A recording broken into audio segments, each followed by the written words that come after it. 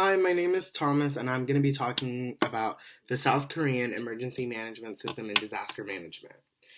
South Korea is a mountainous peninsula in the Northeast Asia, and it's relatively new with emergency management. As we all know, the Korean War, which happened in the 1950s, resulted in the split of North Korea and South Korea, with South Korea being the Republic of Korea.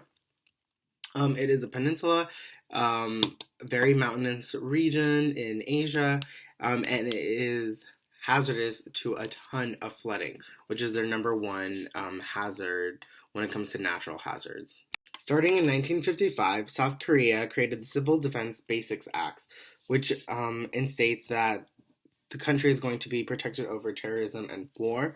Following that, they also passed the National Disaster Countermeasure Act, which states that they will have a defense system in place for any natural disasters that may happen, which became a thing because of the Flood Disaster Relief Act and the Typhoon Countermeasure Act. Following all of this, they also passed the Emergency Management Act for man-made disasters, all being passed in the 90s, which is fairly new in the world. Finally, in 2004, they passed the Emergency and Safety Management Basics Act, which in this case is putting everything, all types of hazards, all type of legislative papers and laws that they've passed and putting them under one basic act. So any type of thing that may cause South Korea a safety panic or an emergency response would all be under the Emergency and Safety Management Basics Acts.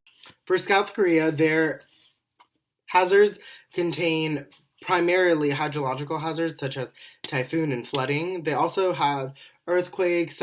Often they have droughts. They do have yellow dust storms. They also have snowing with blizzards.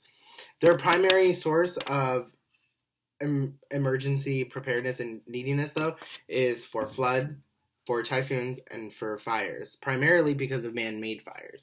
When researching, I couldn't necessarily find their implementation system. It seemed very confusing since it is such a brand new organization. They did move from the National Emergency Management Agency, NEMA, to their Ministry of Safety and of the Interior, where they do have their emergency management and disaster preparedness planned out. They don't necessarily explain in their recovery situations from any of their past disasters how they were to contact other ministries. They only say that they do have a national command system where it alerts everybody, all the way from the police, from the firefighters, to the ministries of other organizations that have to work with them.